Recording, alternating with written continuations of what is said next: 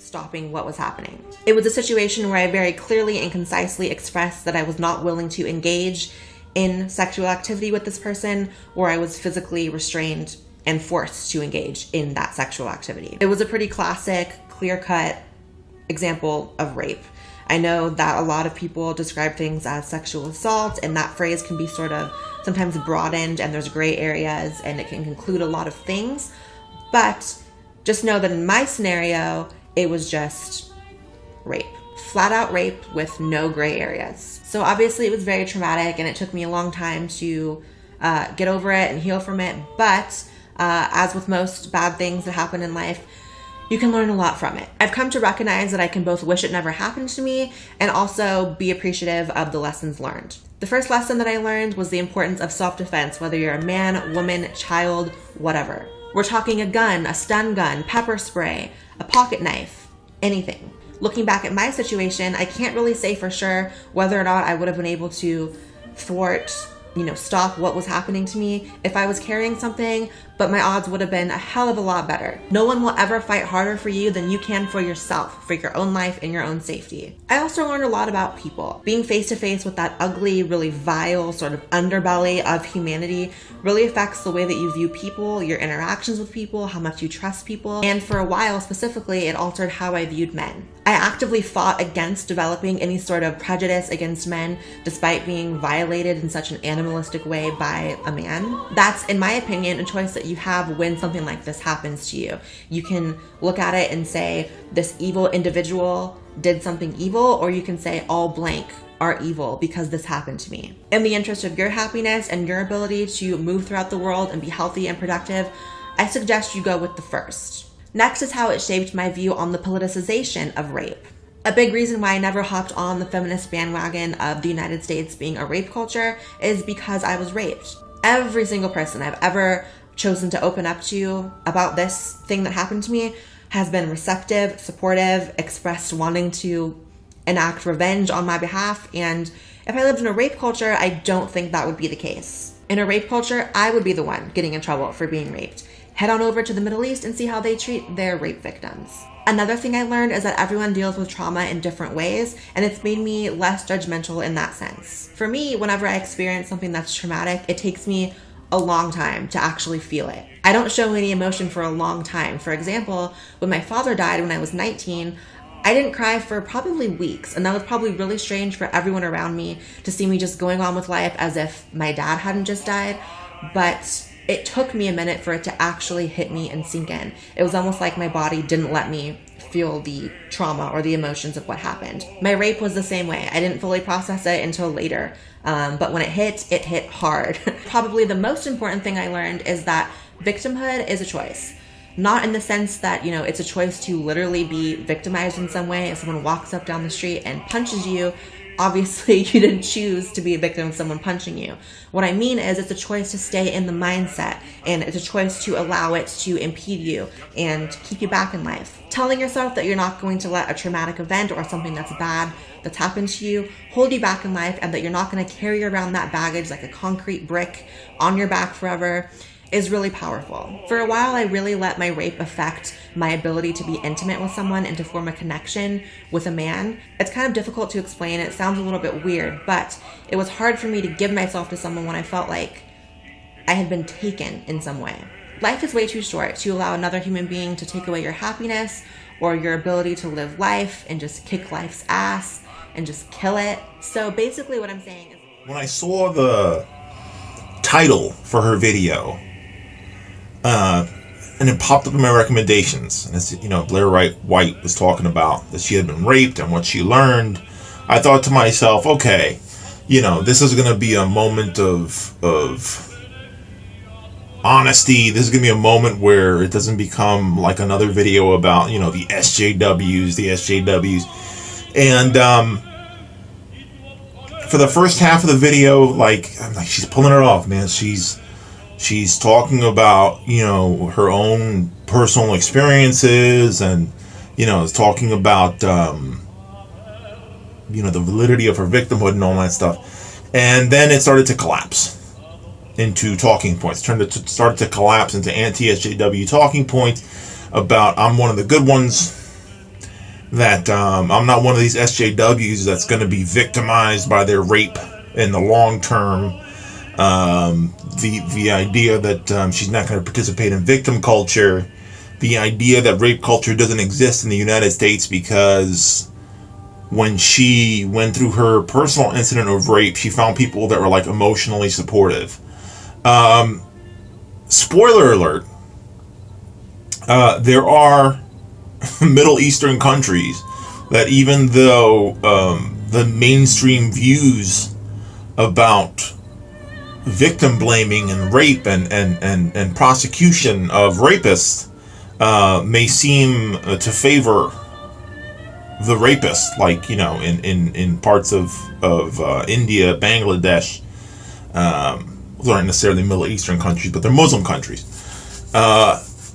It doesn't mean that empathetic human beings don't exist in those countries, and it doesn't mean that women who get raped under Sharia law don't get empathy from anyone in their society. You know what I mean? Middle Eastern people are still people, and they're still capable of empathy. And when their daughter, wife, son gets raped, there are still compassionate human beings who are not fans of rape, even if the Islamic State is not particularly harsh on rapists. That doesn't mean that human love and support for rape victims doesn't exist in Muslim countries. And then the other, real point of contention that I have with Blaire's video is the idea that you get to choose whether or not you continue to be a victim after the incident happens. Look, victimhood is not a choice. And she says it's not a choice, like in the de facto sense, right? Like, that victimhood is not a choice in terms of being victimized in the moment, but she won't allow that the repercussions of your victimization are not something you opt into. Myself being a survivor of abuse, and being someone who suffers from post-traumatic stress disorder, and being someone who suffers from depression related to the abuse that I survived as a child.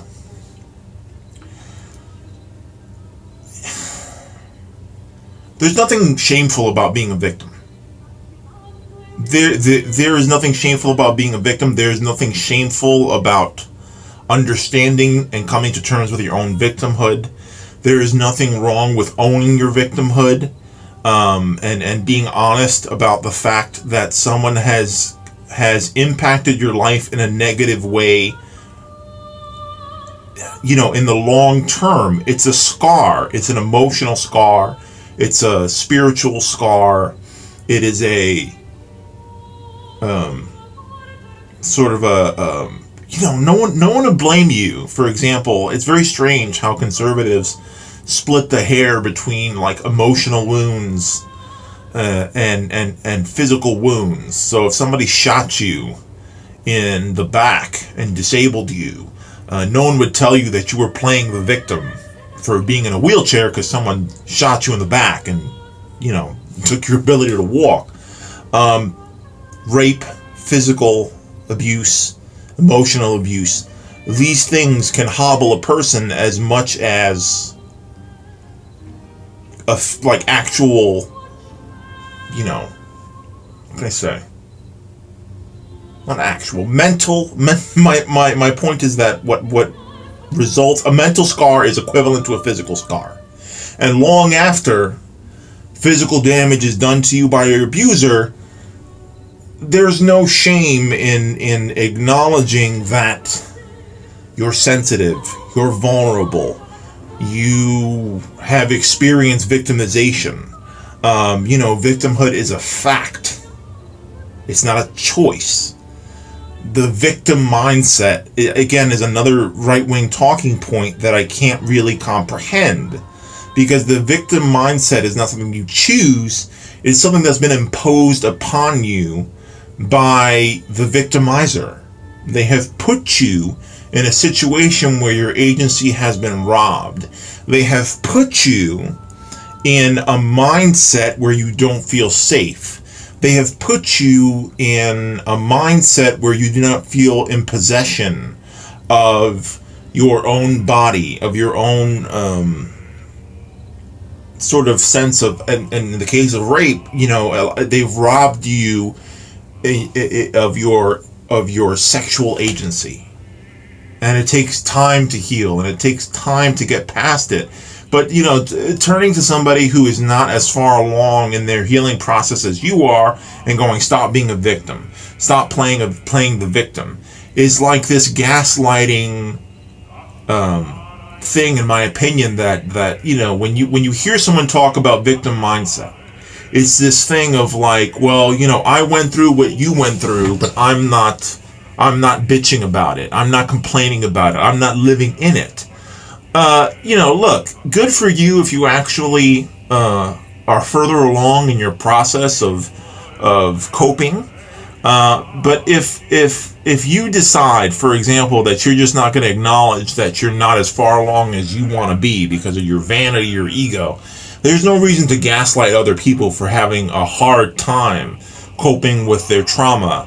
There's no reason to shame other people because they need a trigger warning for rape related content. There's no reason to shame other people for wanting to, go through therapy and take medication to cope with their trauma. This victim blaming stuff in right-wing culture extenuates out into this like victim blaming thing of get over it. Get over slurs. You give the word faggot power. You give the word nigger power. It's not the person who used it on you. They're not to blame. You give it power.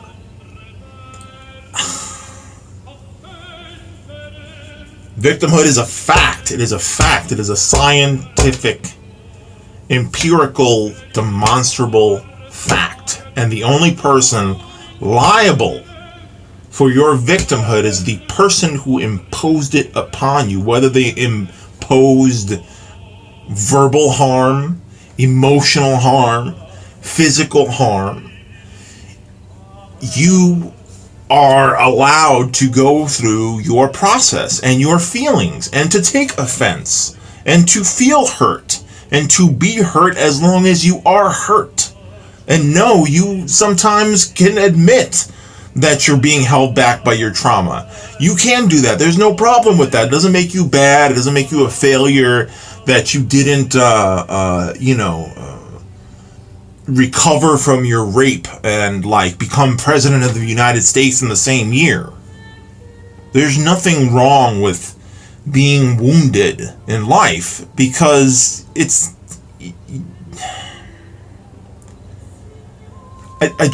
when I watch the video, I don't see a lot of empathy. I see a lot of, look at me, look at how good I'm doing, look how weak everyone else is, that they just can't get over it and kick life's ass like I did. They're sitting around and bitching and complaining about rape culture and bitching and complaining, look at how women in the Middle East have it.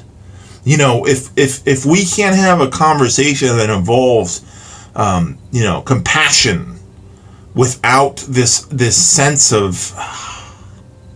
I saw a video today about suicide rates and how societies, more advanced societies have higher suicide rates.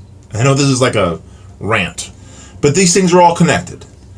This shaming, this guilting, this you are the captain of your own destiny thing that right-wingers and capitalists are so obsessed with when it comes to these personal victimization things. Suicide rates in Western countries are worse, in more developed countries are worse than in countries that are less developed and have higher poverty rates. And it seems to actually be correlated to the fact that Western countries and more developed nations have this culture of meritocracy, this culture of personal responsibility for everything, including coping. So people end up committing suicide because they're told by these other people that they're not strong enough, that they haven't recovered fast enough, that they're letting their pain hold them back in life, that they're letting their struggle obstruct them from winning. You know, we need to start creating a compassionate space for victims of abuse to feel okay with not being okay. And until that's the case, we're going to continue having the fallout of personal responsibility culture, meritocratic victim blaming.